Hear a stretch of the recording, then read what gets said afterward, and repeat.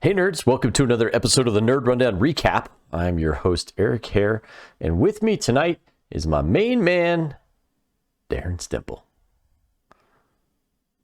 Always bet on black. Always. Love a good Wesley Snipes quote. There's never a bad time to deliver one. Passenger 57. Give me a handy wipe. Get two quotes with one. That's all you got. Today we'll be recapping and offering some thoughts and insights into the season finale, episode 10 of the HBO series House of the Dragon, Hot D. You can find us as usual on Twitter, TikTok, Instagram, and YouTube, all at the Nerd Rundown. And if you wouldn't mind, take a moment to hit the like and the subscribe buttons and leave a comment on the video. It helps the channel a great deal. So the title for this week's episode, Darren, is The Black Queen. So let's talk about, before we get into first reactions, I want to talk about some news. There's some that was kind of surrounding this and talk about some other stuff before we dig into it. But this episode got leaked a little early. You know, there were some streaming platforms that somehow got it a little early. And so people were able to start looking at it Friday evening, which I think Friday day or something like that started to come out. So people were able to kind of check it out and everything. So this has happened to HBO in the past. And so we saw it again with this one. Thoughts on the leak and all that? In hindsight now, I'm like, what were they kind of worried about? You know, in a sense, were they worried about the final, segment leaking? Because it wasn't anything that deviated really a whole lot from the books in the sense of what happened. Right. So it wasn't like they were hiding a big cameo or anything. And they got really mad about the leak. And of course, it was some like staffer or intern. Something happened to leak it like that. Right. And they weren't happy. They said they were going to crack down on sites and don't watch this early. I'm like, and then now watching, I'm like, I get like they don't want their stuff out there early, but right, not a whole lot of earth shattering moments in this finale. Now I say that as a person who knew what was going to happen, but I don't know. What do you think? Yeah, no, I think just they still do have Nielsen ratings and they still do get measured on views and stuff like that. So I could see where they would be upset with it leaking a little bit early because it's going to take away from their numbers that people would normally watch it on. The other thing is you wouldn't say necessarily control the narrative, but when you release it at a particular time, then everybody starts talking about it. It starts trending all at the same time and all that. So you can, I wouldn't say, like I said, wouldn't say control the narrative, but you can at least kind of control the social media direction that things are going in. So all in all, I don't think it was devastating to the episode. I don't think it really had any impact to how people accepted it or received it. So, that was not too big of a deal. We did get confirmation that we talked about, I think, a couple weeks ago, but we've gotten confirmation that essentially they're looking at doing 4 seasons. We have gotten confirmation from HBO that they for sure are doing a second season of it. The goal is 4 seasons for the entire run of this. So the expectation that I've seen is that they will begin filming season 2, and this is going to break everybody's heart. Season 2 will begin filming in the first quarter of 2023. So they have not even started filming at all. So 2023 is when they're going to start filming it. Expect to see it early 2024 is when you'll most likely see this. So we've got a long time before we're gonna get this. Yeah, like 2024. Yep, 2024. So sometime in the most likely the first quarter there. Yeah. So we'll see.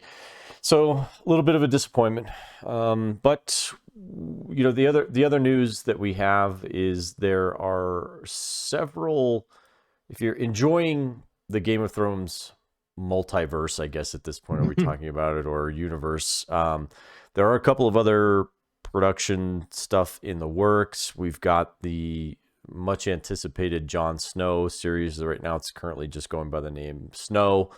We're going to see that this is going to take place after the original Game of Thrones series, where Jon Snow goes up to the Great North and with the wildlings, and hopefully we'll get some adventures there and kind of see how that is. Very excited. I'm very, very excited for that. Yeah. So Kit Harington, it was his brainchild, and he brought his own writing team to HBO and to George R. R. Martin and them, and said, "Hey, look, this is something I want to tell," and so we're kind of see what that goes. Another series that's rumored to be out there is another one called The Hedge Knight, Tales of Dunk and Egg. And, yes, please. Yep. And so this series is supposed to follow Dunk, who's Sir Duncan the Tall, and Egg, the future king Aegon Targaryen, Aegon V Targaryen, in a series of adventures set 90 years before the Game of Thrones series was. So after the Dance of Dragons. Right. Yep. Really, really good story. That's a really good side book in the Game of Thrones lore. Yep. And Egg, Aegon, his brother Aemond is the blind guy at Castle Black. Right. So that's a pretty cool little connection to the Game of Thrones story. And that's a great episode to go back and watch. It's from season 1. If you go back to season 1, Jon Snow and him are having a conversation. He reveals to him that he's a Targaryen, which comes to later find out he's actually his probably his uncle, right? It's like his like great uncle. Yeah, something like that. Yeah. Potentially we may get a spinoff, a prequel spinoff of the Sea Snake, following Corlys Velaryon. That one's been rumored. Not sure that that's going to happen, but that'll be an early, younger version of Corlys Velaryon. Maybe how he gets his name, the Sea Snake, and all the adventures that he goes on his sailing ships and stuff like that. So that'll be pretty interesting. The 7 seas.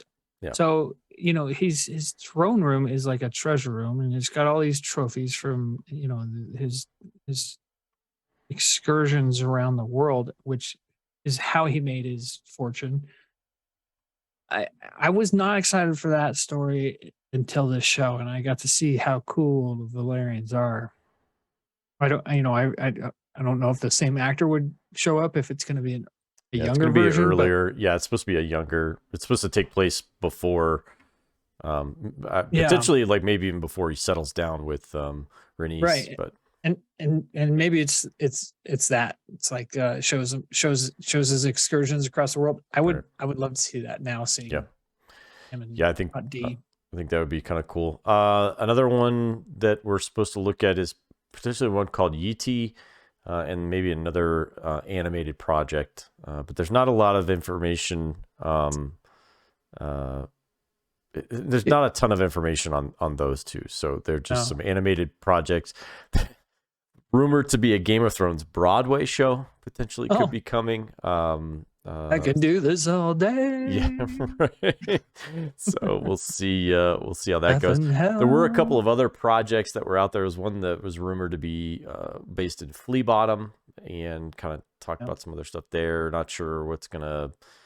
Give the one about Nymeria on the list. Yeah, there was another one. 10,000 ships or something. Yeah, there's one. So we have Blood Moon, which was the Naomi Watts one that they actually even filmed a full pilot for. Cost them like $30 million, and then they took a look at it and they were like, nope, we're not doing this. So and then there's one more series called 10,000 Ships, and that one is a prequel show. It's the journey of 10,000 ships led by Princess Nymeria and of Dorne. Right. So she's trying to find the Rhoynar, I guess is how you pronounce that, but she's trying to find a new home for her kingdom after getting defeated by the ancestors of the Targaryen family. And so we'll kind of see what happens there. But yeah, so lots of irons in the fire. There's got a couple mentions in Hot D, and there's one reference in this finale. Yeah. So interesting. We're definitely gonna get some more Game of Thrones universe stuff, so that's pretty cool. So switching back to the season finale, Darren, first thoughts on the episode. What'd you think? Yeah, this is a bit of a letdown for me. Not in the sense of like season 8 kind of letdown, just the fact that um I mean, I knew this is definitely going to be a spoiler show. We're not going to avoid spoilers. So, Yeah. FYI, we haven't said anything yet. Right. You're going past this moment right now. You are on your own. I knew, about the Luke moment that was going to happen at the end of the episode. So, Right. like, what and a lot of people know about it, but maybe HBO underestimated that and thought that was going to be the big way to end the show in this first season, which I get is cool because now that you think about it in terms of, I mean, okay, now it's the Dance of Dragons Right. from here. Right. That kickstarted the dance, and you end season 1 there. Season 2 is the Dance of Dragons. House of the Dragon season 1, Dance of the Dragons season 2. So I get that, but bold move by HBO.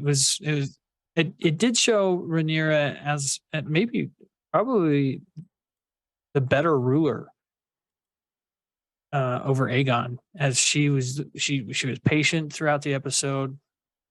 She didn't snap, she didn't get emotional about anything. And so I don't know. Yeah, Aemon we'll talk went about crazy, and we'll get into all of it. But it is it was a bit of a slower pace than I expected for a finale. Yeah. How about you? Yep. I think you're about right. I tend to agree with you. For Morgan, he wasn't able to make the show tonight, but he did drop in some comments and stuff. So I'll drop him into this show as we kind of move along. But for Morgan, it was an 8 or 9 out of 10. He Really said liked that, it. yeah, he really liked it. He said, for him, this episode showed how the true queen is not quite ready to rule just yet. And she was kind of, at least as the episode kind of progresses along, he thinks that maybe she was a little naive with her trust in some of the old oaths and things like that. And then, but that overall you could kind of see that she's still growing and learning, and you could see the shift in her pretty much right away. So, but for me, I kind of probably, I would say I was a little disappointed in it as well. I was kind of hoping for a little more action, but I think it's a good stopping point for you. Because I think when they did this whole thing, they weren't quite sure that they were even going to get a second season out of this. Like, I think they thought they would, but they put a nice little bow on this and said, okay, well, this is where we're going to leave it. And for most people, like probably 75-80% of people who watch this series, they have no idea what's coming. They have no idea what's coming. They have no idea the bloodshed and how bad this really, really gets. And so for them, that final scene with Luke and with Aemon it's tough to watch. It's tough to watch. So so we'll kind of get into the episode. I think the other thing that my Uncle Frank reached out to me and said, I said, hey, did you watch House of the Dragon? He said, yeah. He says, I think there's one takeaway from this entire series is that childbirth back in those days really sucked. And I was like, man, you ain't kidding. It's it is brutal. So we'll get into that here in a moment, because we did get one final childbirth scene. God, please be done with these. I'm so done with the childbirth scenes. But we begin on Dragonstone with Rhaenyra, walking through the castle. She bumps into young Luke, and he's surveying the battle map, which, by the way, the lit up battle map, the table with the fire underneath of it, wow. I was like, holy smokes, that is awesome. Like how was really cool how they did that. I was like, holy smokes, that is super. And I love cool. how they left Dorne. If you look at it, Dorne on the map is not lit up because they did not rule Dorne at that time. Yeah, the conqueror, Aegon himself, did not conquer Dorne. Yeah. in that Incredible. they do come into things later on down the road, as they did Yeah. in the other series. So, Oh yeah. yeah. So, they have Rhaenyra and Luke have a really good conversation, and he says basically, I'm not, I'm not like you. I'm not, Not, no. she says, I'm not, and she says, something along the lines of, we don't choose our destiny. It chooses us. And she kind of is reminded of her being tapped when she was only 14 to be the Yeah. queen. And I was like, man. And he says, well, I'm not like you. I'm not perfect. And she's like, Mm. she's, in a wonderful, tender moment between a mom and a son. And you could really see that. Wouldn't say that Luke is her favorite, but I think he might be her favorite. Like she just, Yeah. she adores that He's boy. so cute though. He is a Yeah. cute boy. Yeah. He's just and they start the episode right off the bat.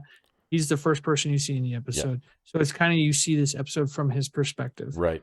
Right. And he's having his doubts about himself. He's like, I can't rule Driftmark. I Yep. can't even I get sick when I go out into the sea. Right. Yeah. Yeah. And so they're building this empathy, or they're trying to get you to sympathize with them, and Right. it just is like, oh, okay. I for people that knew what was going to happen, this scene hit harder for them Right. because they knew, okay, I can see what you're doing with it, Yeah. Yeah. and it's So, working. It is working. It is working. So one of the knights comes in and tells Rhaenyra that Rhaenys has arrived on Dragonback, and she basically drops the bomb. Your dad's dead. Viserys is dead. She tells Rhaenyra and Daemon, because by then Daemon's in the room, and basically she said, oh, and by the way, Aegon's now the king, and everybody betrayed you. And so Daemon immediately jumps to the conclusion that the king had been slain, that he'd been killed or whatever. And it was like, no. Or since he smelled that milk of the poppy. Yeah, exactly. So, so then, like I said, Rhaenyra tells her, hey, it's, they crowned Aegon. And then, and they're just, I think shocked, I think is probably the best word to put it, because they're just like, like, wait a minute, what? So, so anyhow, so Rhaenys, kind of explains like how she got out, and she was able to sneak in the dragon pit and smash her way out. And so, and for me, I think Morgan had said something along the lines of, he wasn't sure what, Rhaenys, I think, had, killed a lot of people or whatever with her dragon and stuff. But it's like, hey, man, she was gonna, they were most likely going to kill her. They were most likely not going to let her go if she didn't agree to bend the knee. And because they'd already shown that they were that they hung that one dude for not bending the knee, just to make it so yeah. Well, what's interesting about this is they're behind the power curve. Yep. Rhaenys shows up. She's like, dude, he's been dead. They already crowned Aegon. Right. And that sends her into early labor. Right. That's how shocked she is. Yeah. So, Banana, we were watching, Banana's like, why didn't she just go over to King's Landing and say, no, I'm the queen? Yeah. They're 2-3 days behind the power curve. That's the whole thing about they should have stayed in King's Landing. Yep. Because now they're 2 days behind everybody, and the Greens get a big head start because of that. They really do. They really do. And and with the dragons, you can the green coats are coming for you. Yeah, right. So, but the conversation between Rhaenys and they basically said, and this is where Morg, I think, was kind of talking about it. She says that Rhaenys says, he says, well, why didn't you just end the war just right there? And Daemon says, why didn't you just you could have ended the war right there if you had your dragon, and she's just like, it wasn't my war to start, and it's like, well, and Morgan said, well, you kind of just wiped out like a couple hundred people with your dragon coming up through the floor. So, it's It's like, okay, she just slaughtered thousands with her dragon. yeah, and threatens the new king and his family with a dragon. That is an act of war. yeah, I'm sure, yes, that's an Yes. act of war. If crowning Aegon wasn't already an act of yeah. war, You'd already kind of crossed that Rubicon, I guess. we or were whatever. already at war there, Morg. Right. So, It will but be yeah. casualty. So, and then she says, the green coats. She's basically the green coats are coming for your kid. So, for your kids. So, yeah. So this sends her into early labor because you can see that she's pregnant with her and Damon's third child, and so then we get her kind of she kind of calls for Jason Luke, and she says, just a kind of a quick talk between the two of them, reassures them that, hey, I'm still the rightful heir, which means that you both are still the rightful heirs to the throne. So make sure you keep your stuff locked down tight and don't get ahead of yourself. And so yeah, so then they kind of have, and then her and Damon kind of have a moment together and stuff, and it's just like you can kind of tell she's worried about Damon, him going off the rails, I think, or whatever. He's just happy at war. He wants a war. He does. They know that. Yeah. Yep. And he probably was built for it. He really was, because he's willing to do things that maybe others aren't willing to do. But that's what makes Rhaenyra really great as we kind of go through the episode and that's why she was chosen by Viserys over Daemon, because Daemon is a hothead who will just go, all crazy on you, and Rhaenyra is more of a strategic thinker and will be more, show more restraint and stuff. So, so Daemon brings Jace with him to kind of show him how like commanders rule. And so Stacey said something kind of funny, because she's like, because these guys are all having this meeting and stuff like that. She's like, it's a giant freaking castle, and they have to have the labor right next to where she's in labor, like literally right next to the conference room, basically, because you have these guys like talking about, we're going to put troops over here, put troops over there. And you the can war hear room. her. Right. Yeah. Right next to the delivery room. Right next to the delivery room. It's like, come on. So yeah, so she goes through a lot of pain. She doesn't want any assistance. She doesn't want anything, she's really, really upset. She's really mad. She just wants to get through this. And so she ends up delivering a stillborn baby, and so again, this is childbirth has been a tough theme through this entire first season. And I think to start it off really with Emma,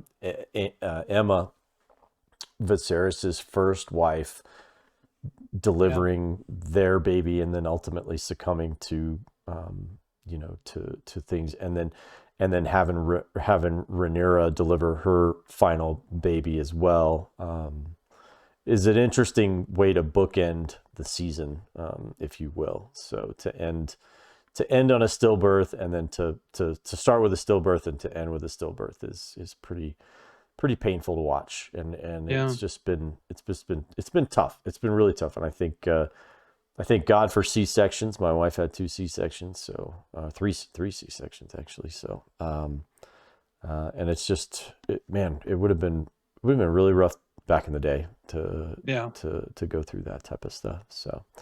Right. So Morg did ask, was the baby having a little dragon deformity to the skull?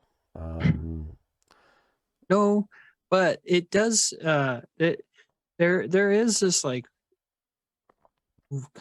conspiracy in the books that some Targaryens are, that they share actual dragon blood.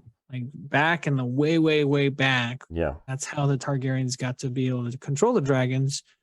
Or so we think, right? Because one guy bonded it with dragon blood, one Targaryen. Anyway, so there's always like, especially here's real quick. Let me take one step back because this will tie into exactly what I'm saying. Yep. So the book is written from a maester and an imp's perspective. So it's secondhand storytelling in the book.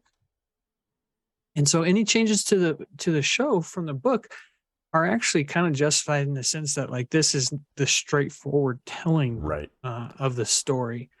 And in the book, they, she's saying, "Get this monster out of me." And so it's like the secondhand telling of somebody with their like a cup to the door, Right. so that then that story gets told, and it's like, oh, she's having a dragon baby. Yeah. Long story short, there. No, short story long that was. Anyway, interesting observation there, Mark. But no, not having a dragon. Yeah. The way the book conspiracy is very Herodotus, like in that it's I collected this story from somebody else and then delivered it out. So yeah, I think they took some liberties with it, and I think it does permit them to take some liberties, and we've seen it earlier in the series, especially with Damon killing his first wife, and because in the story it just said that she died in a horseback riding accident and crushed her skull, and so it's like, well, maybe she had some help. She was a really good rider, so it just seems weird that she would fall out of that. But the real quick on that, so the whole thing about the Song of Ice and Fire is not in the books, and that's because those two people, the only two people ever who know about it are King and Heir. Yep. And so, which we find out a little bit later in the episode. Yeah, exactly. Like that's how secret. So of course it wouldn't be in a secondhand storytelling perspective book. So we get the funeral. It's pretty sad. And at the end of the ceremony, one of the twins, Sir Erik. I'll let you figure out which one. I think it's Erik with an E. It is Erik with an E. Yeah. So he arrives with Viserys's crown, and so he brings that to her. I think it was also Jaehaerys's crown. Yeah, and so she, Daemon gets the crown and then puts it on her head, and everyone in the area, with the exception of Rhaenys, bends the knee, and and so I think for that, at that particular moment, she kind of it becomes, I wouldn't say real for her, but she finally lets that part of it in, I guess, is what I would say. You could see that she's emotionally shifted gears away from delivering a baby and burying that baby, and then now she's like, okay, it's time to be a queen. And and so she showtime. Yeah. You can kind of see how she looks. So then we move into the battle room where we get the table lit up, and golly day, man, when I saw that, I was like, so cool, man. I was like, we never saw that in the first series. Never saw that. And so for them to add that little detail, I was like, oh, that is super cool. So well, what's cool about it is like there's generations in between using it. And so the two people who use it in Game of Thrones are Stannis. Yep. He's not a Targaryen. He wouldn't know about that. Right. And then Daenerys, she wouldn't know about the cool table that's in this room lighting up. Yeah. So it was a cool little detail. Yeah. Yeah, it was. It really was. So, so like I said, we get the table lit up, and then they kind of go through a whole lowdown of, hey, who's on our side, and they basically, they name off a lot of people, and then they're like, okay, well, we don't know about the Baratheons or the Starks. We do know about the Lannisters. And so they kind of go through a couple of different ideas of, hey, what do we need to do? What do we have to do here? And so we do get confirmation that Lord Corlys is on his way. So apparently the fever, like they had said, I think in the last episode, that his fever had broken, but they weren't sure whether he was going to make it or whatever. So Corlys is on his way to Dragonstone. And then somebody says, hey, I know we want to talk about how many soldiers and stuff we got, but we really need to take inventory of the big D in this. So, which is the all dragons, the of course, you sicko. Yeah. Right. Yeah. Obviously. And so they have, so they start going through who the Greens have, and so the Greens have three. They have Aemon's Vagar, which is the largest of all the dragons, Aegon's Sunfire, and then Helena's Dreamfire. And so the Blacks have Rhaenyra's Syrinx, Daemon's Caraxes, Rhaenys's Melees, along with Jace's Vermax, Luke's Arax, and Joffrey's Taraxis. Of course, Joffrey is not really going to be helpful in this. No. How big is that dragon right now? Right, exactly. And then Baela has Moondancer. So there are 3 unclaimed dragons that are out there, which we do they do talk about. So Vermithor, Silverwing, and Seasmoke are the 3 unplayed. And we've seen Seasmoke. Seasmoke was Aemon's,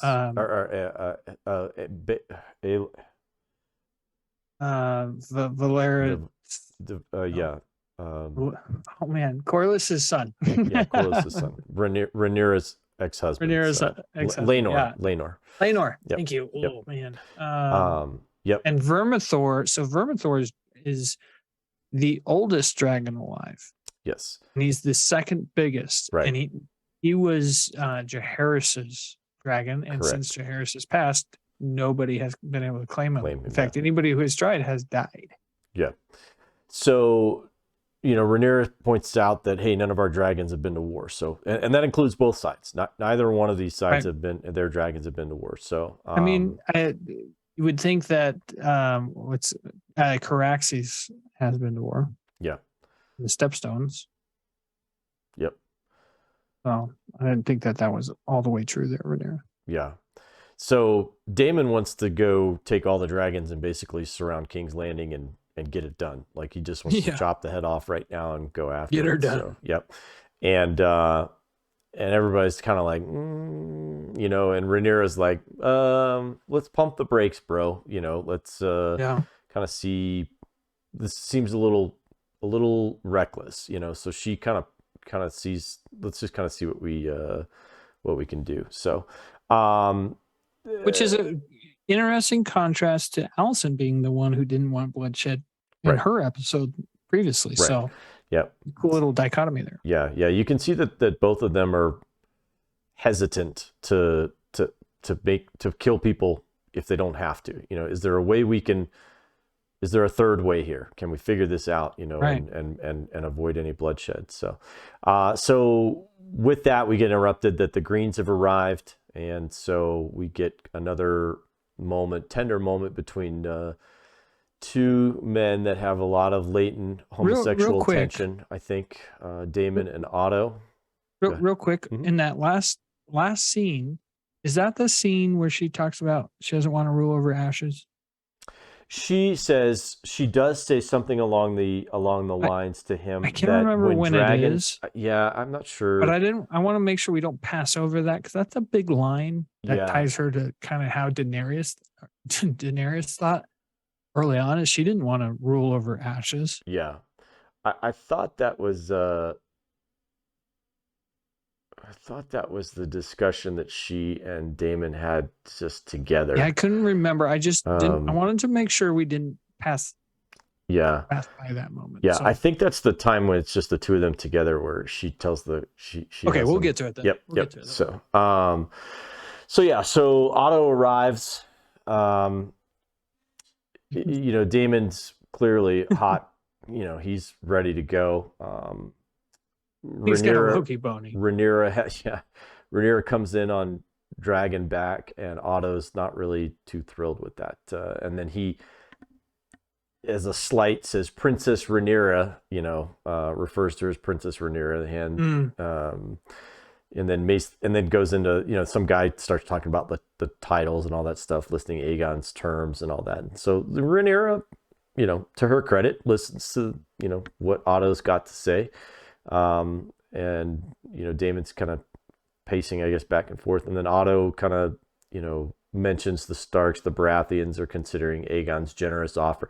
So basically saying, hey, you're alone here, like, just take this. And Rhaenyra is like, hey, well, those houses said that they were loyal to me, and they're they're not necessarily fickle. Those specific houses, I think the interesting thing to me is like the Starks and the Baratheons, they're houses that aren't going to be fickle with their word. At least, my expectation to this point is that the Baratheons, at least prior to, they've always been loyal to the Targaryens. Right. The Baratheons have. Yep.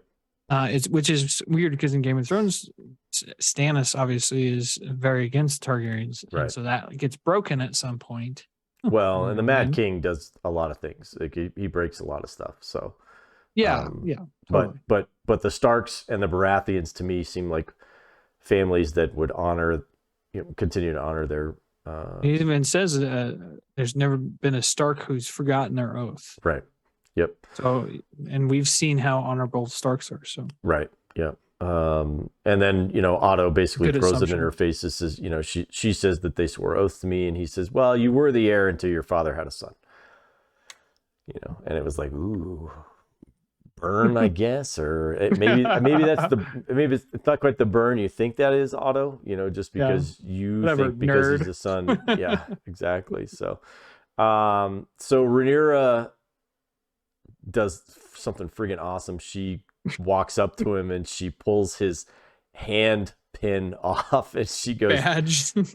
you're no more a hand than Aegon is a king, and you traitor, and then Snatch that chain. Yep. And she just ping, throws that thing over the edge. So and you can see everybody, like the tension really kind of gets ratcheted up there. And it's like, Rhaenyra and Daemon have shown so much restraint time after time after time with this constant confrontation that Otto and them, and Otto is so smug, and it's like, man, oh my gosh, he's so smug in that. They could all, it's unbunbelievable. Yeah, and so then with Otto's a dragon right there on his ass, like he's. Oh man, that's such a good point.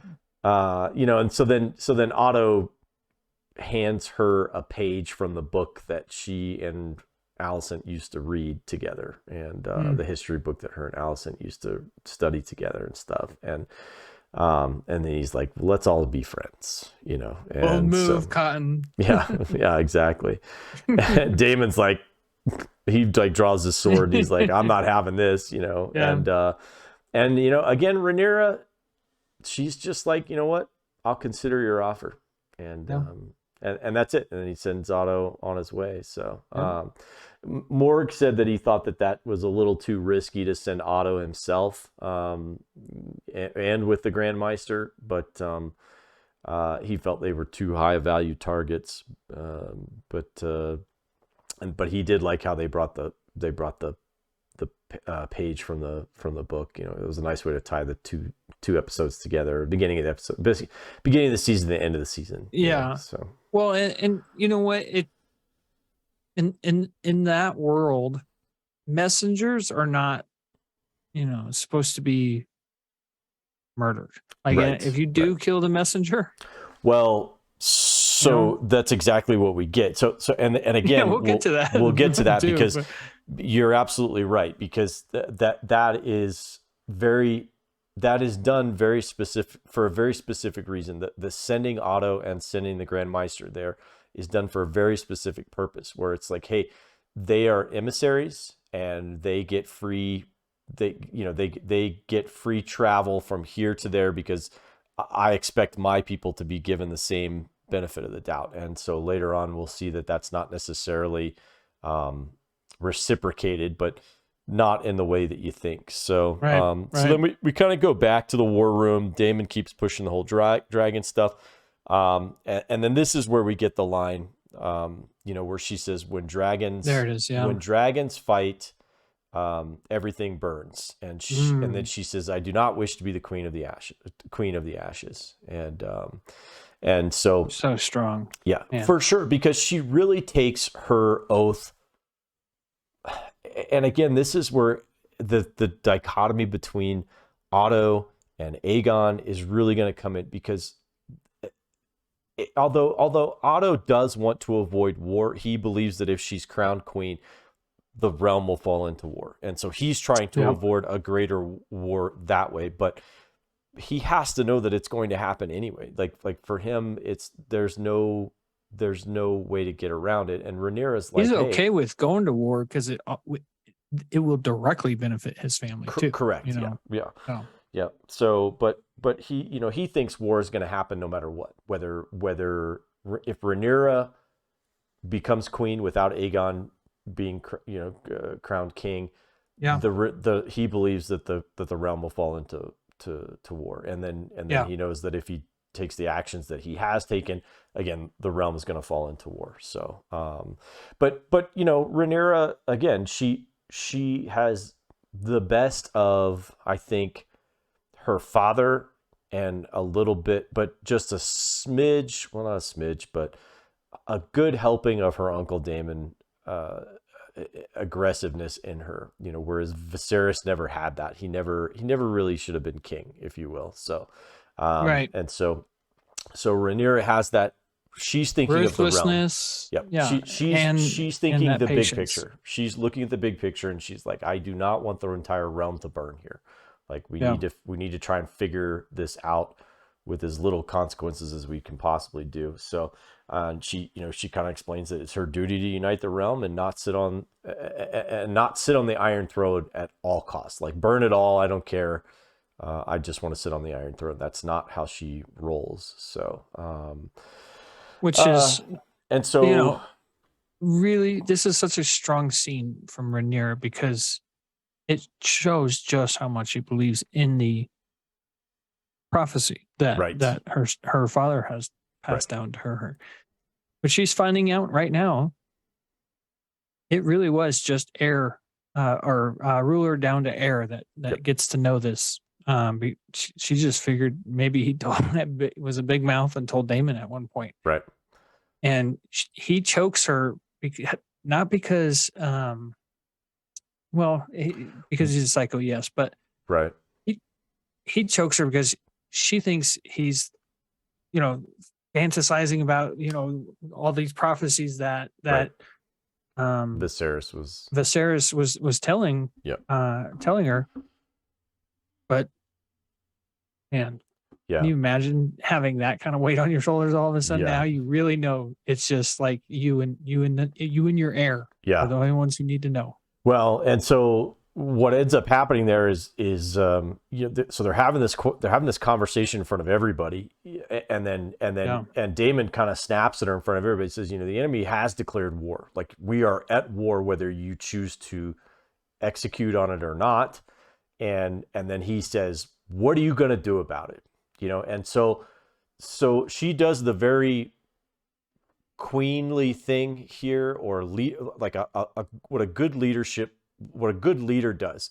She doesn't chastise him in front of everybody. She just says, "Clear the room," and she wants everybody out of there except for her and Daemon. And so everybody gets out of there, and then that's when they have this moment, where she says, "Did Viserys tell you about the vision, the prophecy?" And he, like you said, he snaps and starts choking her because he thinks she's talking fantasy stuff. She doesn't know. And so then it becomes clear to her that she's alone.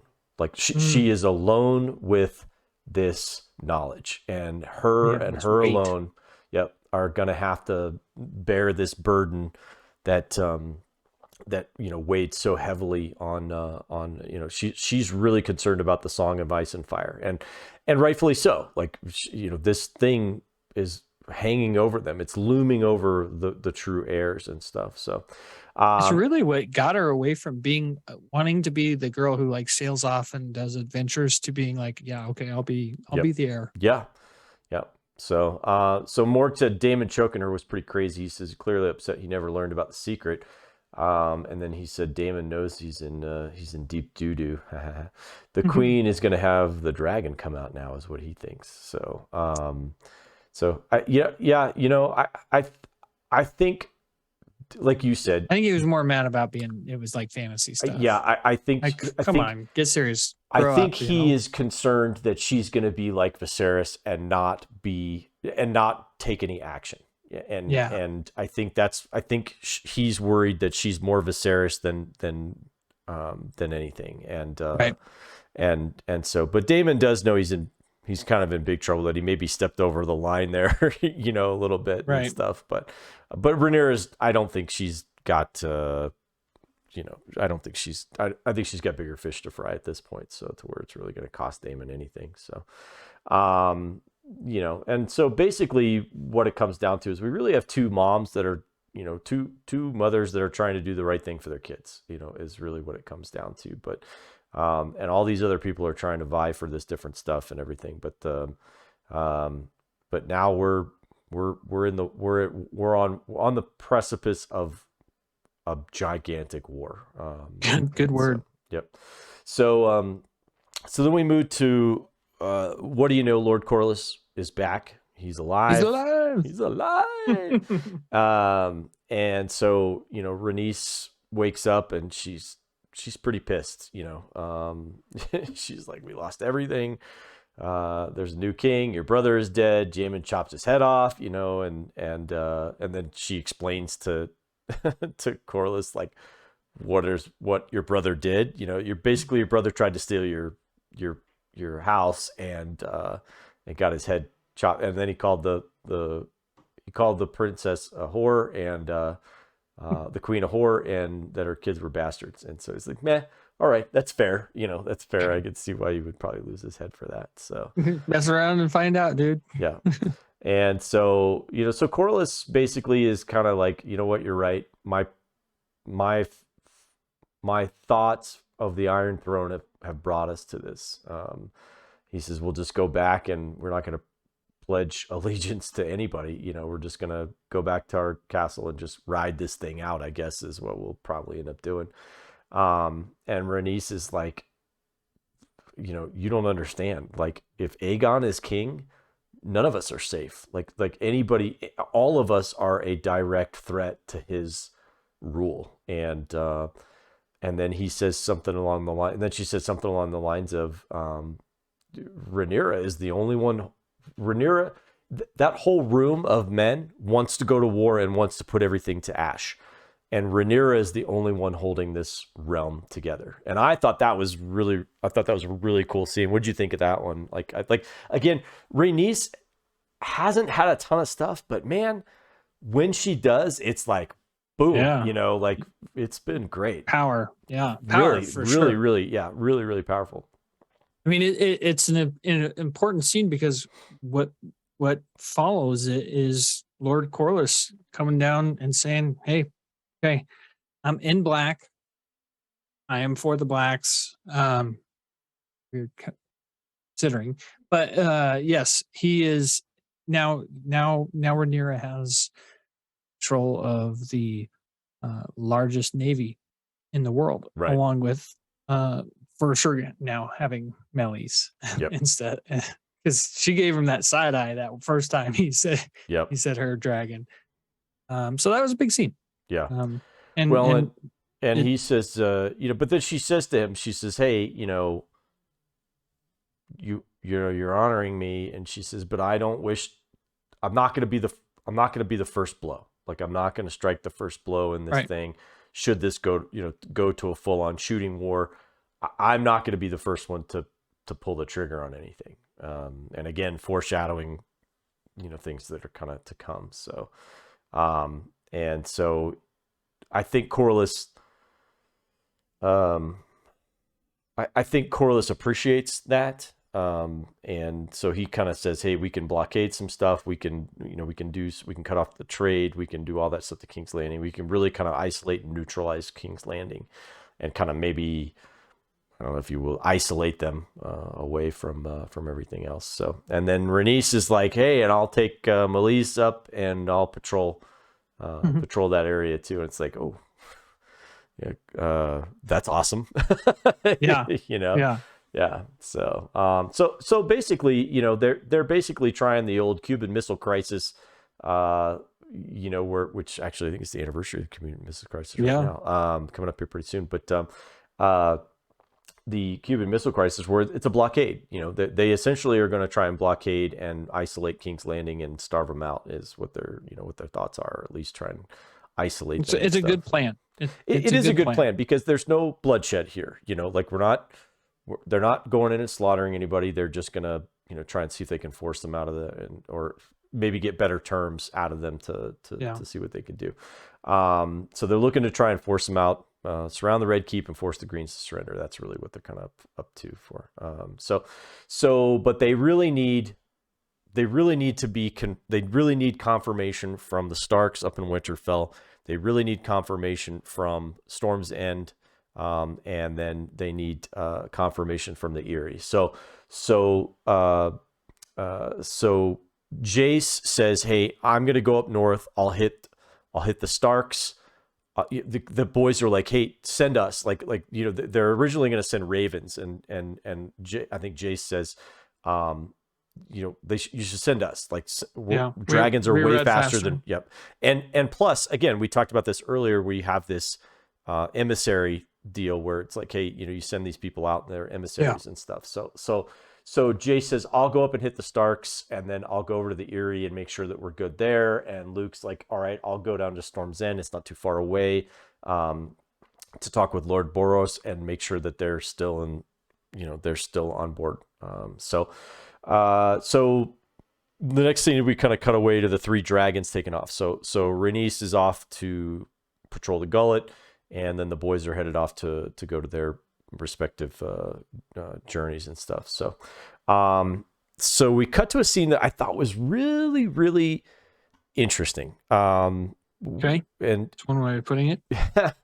So Daemon goes down into the bottom of Dragonstone, and he starts singing. I don't know. Did you it sounded like a lullaby, almost like the way he kind of sang it. It was like a lullaby to something. And then eventually we see, we see a dragon. Vermithor. Yeah. Vermithor. Yep. We see a dragon, a gigantic dragon head appear, and really the only one we've seen that's been that big has been Vhagar. But yeah, this one is it's freaking 2 biggest dragons in the world. Yeah. And so I thought that was pretty cool. And he starts kind of singing to it, and there's no it doesn't try and kill him, I guess is what I'm kind of getting at. So he's building a relationship, even though he can't, because the way things kind of work is once you're kind of attached to a dragon, while that dragon still is alive, you can't connect with another dragon. You can't do that. So we'll see where this kind of ends up, and they kind of have it didn't feel like there was a resolution to it. I was like, it didn't really confirm if he did or if he did not bond with the dragon. Right. So it felt a little out of place for me. Yeah. If it had no consequence on the story, I guess they're just going to pick it up from there. Next season. But I think it just goes to show that that Daemon is somewhat of a dragon whisperer, I think, is basically what we're kind of getting to. And so this dragon is going to be in their back pocket somehow. They'll be able to leverage this dragon at some point and kind of see how. Well, he has goes. a great line earlier. I think it was around the choking scene, and he says, "Gods didn't make us kings." What was he saying? Dragons made it. Dragons did. Made us. Yeah. Dragons did. Something like that. Kings didn't make us gods. Dragons did. Right. I think. Yeah. Yeah. Oh, he's a big believer in dragons. He thinks that the dragons are the reason why you're successful, and he's probably not wrong, but he's probably not right as well. I mean, it's a nuclear weapon back in that day, basically. Yeah, but and we get some good dragon action now to end the episode. But as we've seen with certain conflicts of recent ground control from the air is not something that's possible. So because we Major Tom to ground control. But we just withdrew a bunch of troops out of a country and who had no air force or anything, and we had complete air supremacy, and they still whooped us with just AK-47s and stuff. So it's rough, man. It's rough. So it's not the end all be all. You need ground forces to Yeah. to achieve stuff. You have to take the ground, and the dragons can help you there, but they can't do everything. So and the other side has them too. So as we'll kind of see. So we cut to Luke landing at Storm's End. It just seemed a little weird at first that like the guards are like, oh yeah, it's just a dragon landing, and then you kind of see the reason why is because there's already a dragon there, and There's a much bigger dragon. Yep. What a shot. Like that could have been one of the seminal shots of the whole entire season. Just Vagar like being like, huh? Did you get like a Godzilla feel to that? Yeah, like a Jurassic Park, T-Rex, in the rain kind of feel to it. Right. It was awesome. It was super cool. Yeah. And I did not feel like this episode was as dark as some of the previous dark episodes were, at least for that scene. I saw a reason why, and it's because of the rain. The rain helps light reflect better. So if you think back to some like nighttime rain movies, certain things like the Two Towers, Battle at Helm's Deep, it was in the rain, and it was you could see everything that was going on because the rain helps reflect the light better. And so I think that was one reason you could actually just see what was going on. Yeah, because if you couldn't see what was going on in this episode, that would sucked big time. Yeah, for sure. So we get in the doors, and you can see Lord Boros is there, and he's trying to figure out who is actually leading, who's the king or queen of King's Landing, or of the Seven Kingdoms. And so he's listening to Aemon talk, and then he's gonna listen to Luke talk and kind of hear what he has to say. But he's trying to figure out who to align himself with, and Luke's message is pretty simple. He says, hey, you made a pact with my mom, and you're expected to honor that pact. And Aemon's like, hey man, at least I said I'd offer to marry one of his daughters. And Luke's like, well, hey man, I'm already engaged. I can't really do that. So get it, boy. Yeah. And so Boros basically makes his decision, and just says, hey, you need to go home. Just get out of here, kid. You're not doing anything. So Luke kind of turns around and don't come back until you have a better offer. Yeah. Basically, he's like, if you're gonna if that's all you got, then I'm not buying anything. Not to say that he's buying what Aemon has to offer either. He's not. That's not necessarily what he's saying. So Luke goes to walk out, and Aemon says, you think you're gonna fly around the realm and try to steal my brother's throne, and not have any consequence? And Luke says what we had talked about earlier, which is, I'm a messenger, not a warrior. Like I'm not here to fight. I'm not here to do anything. No. And first though, he says, he calls him out. He says, Lord Strong. Yeah, of course. They always gotta get that dig in, so. Which it's again, like, this it really makes me laugh, because it's like, hey man, you're only half Targaryen also, so he has just as much way to say you're a Hightower, like, if you wanted to. So it doesn't matter that Laenor is not a Targaryen, so it doesn't really matter that he's not full, but it's the hair and the look and all that other stuff. That's basically what it is.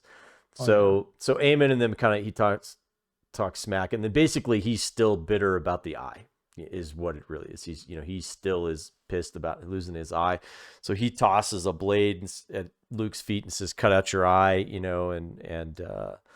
and you think that they're gonna get this fight, and Boros is like, hey man, not here, not like this, and then Aemon kind of lifts up his eye patch, and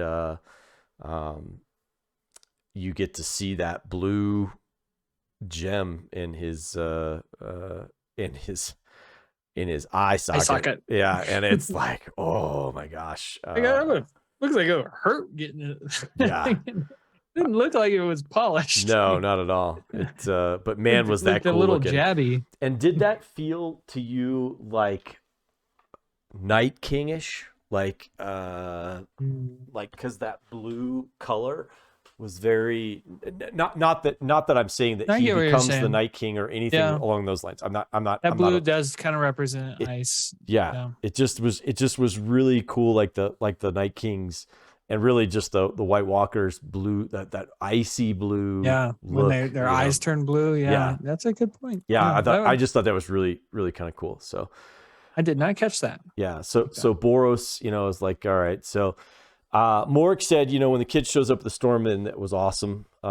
He said all the visuals with the dragon in the background, just like we talked about, with Vagar just kind of looming in the distance, and just like meh. So he didn't cool. even care. He was like that pesky little dragon there is not even gonna do anything. So he really liked the sapphire eye, and then coming up here, he really liked the whole chase scene. He said all of it was really awesome. Yeah. Should have been. I like them. One of my favorite memes so far was when Luke lands and he sees Vagar. It's the Simpsons meme of the grandpa that walks into the bar and then walks out. Yeah, just like, oh, hey Vagar. Okay, I'm gonna go back home now. Right. Yeah. Why is Vagar here? Yeah. So Luke gets on his dragon, Arax, and starts to take off, and he's in the rain and stuff like that. And then you can kind of hear Aemon's laugh on the wind, and he's kind of taunting the kid as he kind of chases him with Vagar and stuff like that, and initially you think he's going to get this kid. Like he just wants to get this kid and beat the hell out of him, or probably just take his eye. At least that's the way I viewed it, was he really wants to take his eye for an eye for an eye is what he really wants. And so, but as they kind of chase each other through the clouds and then down through the rocks and stuff, and Arax is a much smaller dragon, so he's able to be quite more maneuverable. But we come to find out that because with Daemon, who I think is probably the one that we've seen the most on Dragonback of anyone, he has such a mastery of Caraxes that he doesn't even have to tell the dragon what to do. He can steer the dragon, and we saw the same thing with Daenerys. I think when she was flying, was she really had such a mastery of the dragon that she never even really had to tell it what to do. But you could see these had a mind meld. Yeah, exactly. Yeah, there's a connection between them, and you can see that the boys, I think, in their young lives just haven't developed that control, and even Aemond doesn't quite have that type of control with Vagar. Like you can hear him talking to it and telling him, and so it's like they're going back and forth. And it was a cool dogfight scene, especially with the rain and the thunder and the lightning and all that stuff. I just thought it was a really cool scene. Getting above the clouds is cool. Yeah, that was really neat. And then you kind of see the shadows and stuff. It was a beautifully done. Like for me, this was the best part of the episode. Like the rest of the episode was okay, but this was the best part of the episode. And then I think Arax is done. Like that dragon is like, I'm think scared, and he's a young dragon. He's a young dragon, and I think he doesn't have the control. Young dragon mistakes. Right. Yep. He doesn't have the control that. And Luke doesn't have the control over their own emotions and the discipline, and so Arax is a younger dragon, and I think he's truly afraid of Vagar because of how big he is, and so they get into a thing, and Arax shoots fire at Vagar, and Vagar's like, wait a minute, all right, oh hell no, yeah, it's and Aemond himself doesn't have.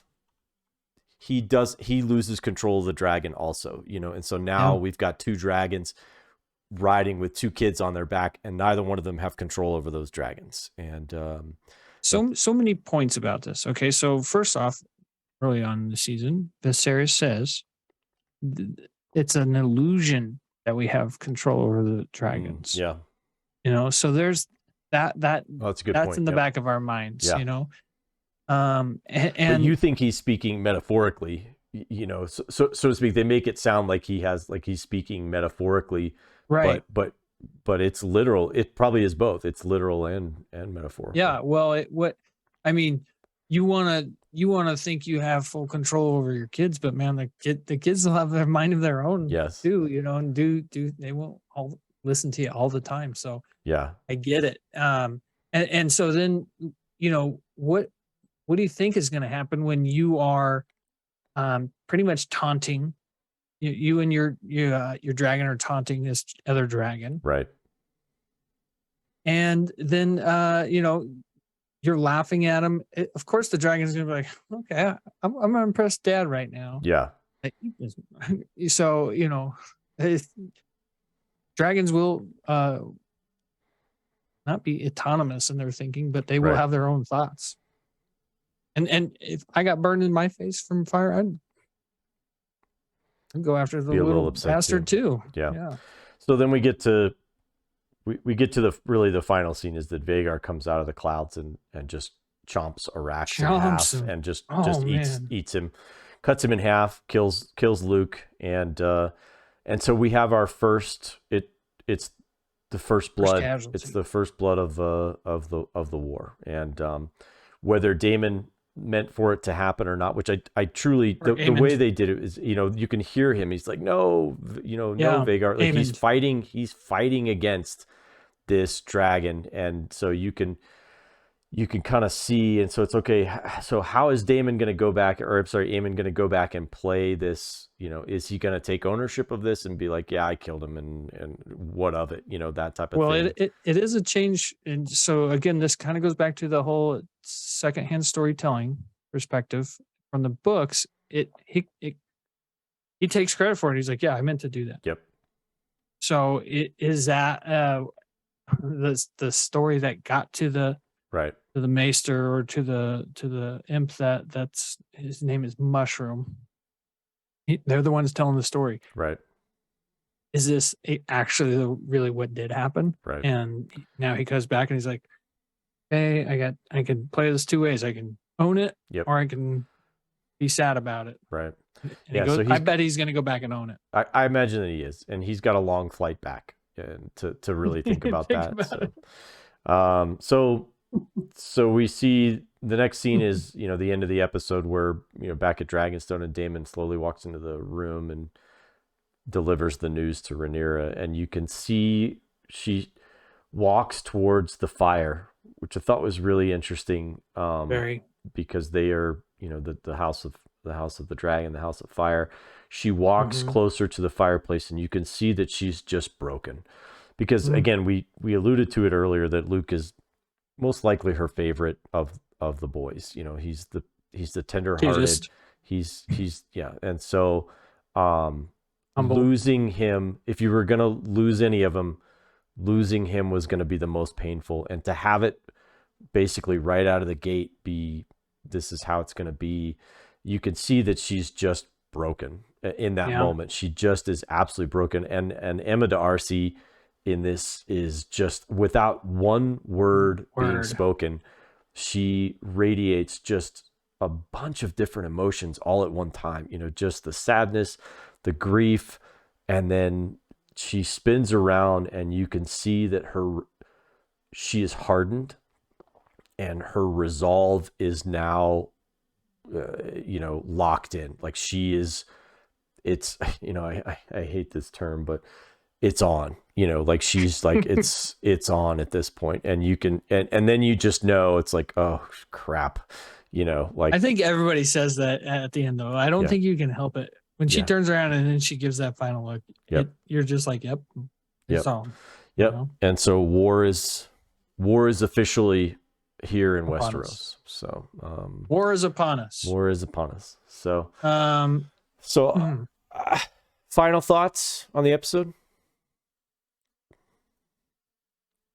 Again, in the sense of where else are you going to leave it at the end of season one? You're going to have a big thing at the end of season one. Yeah. So I get where they ended it. I feel like there could have been more to this episode though. So yeah. But because it's also a season finale, you got to kind of talk about it as a whole as well and give your reaction for the entire season, which was, this was an A+ season of TV. Yeah. This put me right back into Game of Thrones mode, and I am loving that feeling. Yeah.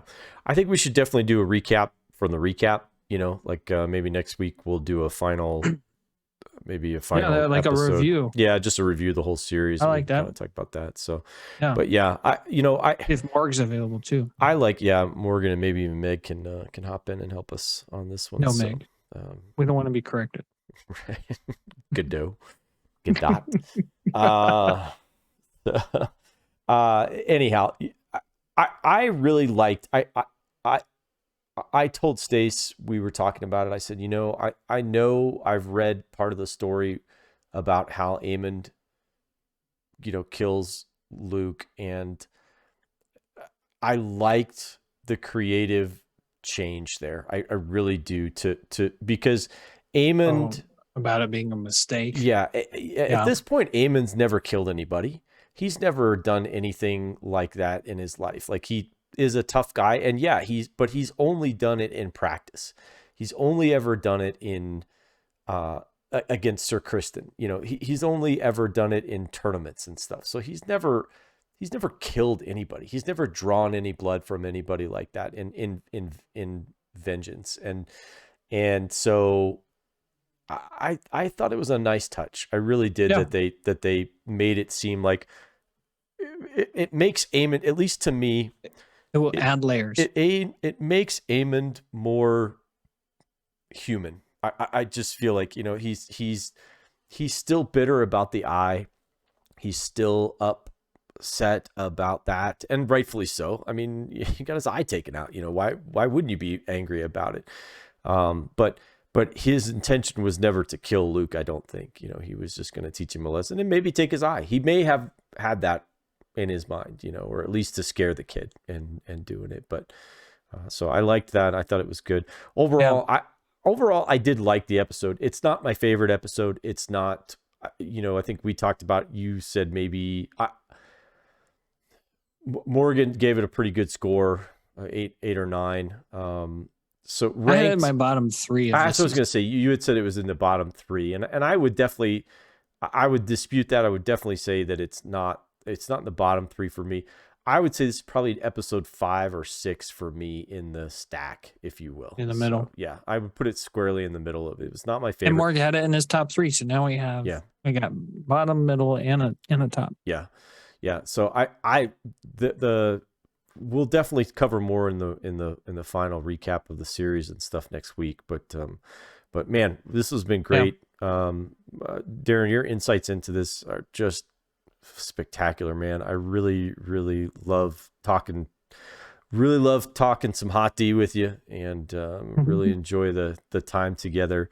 And we want to thank everybody for, we've got I know Jill watches the show and listens to it. We love having her on there. Meg, Bay, we've gotten a lot of really great interaction from our fans on this, and so I think we're looking forward to bringing you guys more content with more shows that are kind of relevant and stuff, and we'll kind of see how things go. But thanks again, D. I appreciate you being on the show, man. So yeah, man, I love it. Love talking Game of Thrones. Like I said, being back in Game of Thrones mode. Man, I miss this feeling. It's such a good feeling. Yeah, it's great, and it's good. I wish we were getting good Game of Thrones. Yeah, it is good Game of Thrones. I wish we were getting Jon Snow sooner than we are, or even season 2 of this sooner than. Yeah. So I hope that in that time you don't lose the Game of Thrones luster, but as this show proved, it can bring you back in real quick. Pretty quick, yeah, for sure. Well, with that being said, we'll see y'all next time on the Nerd Rundown Recaps. See ya. Bye. Wesley Snipes, Passenger 57.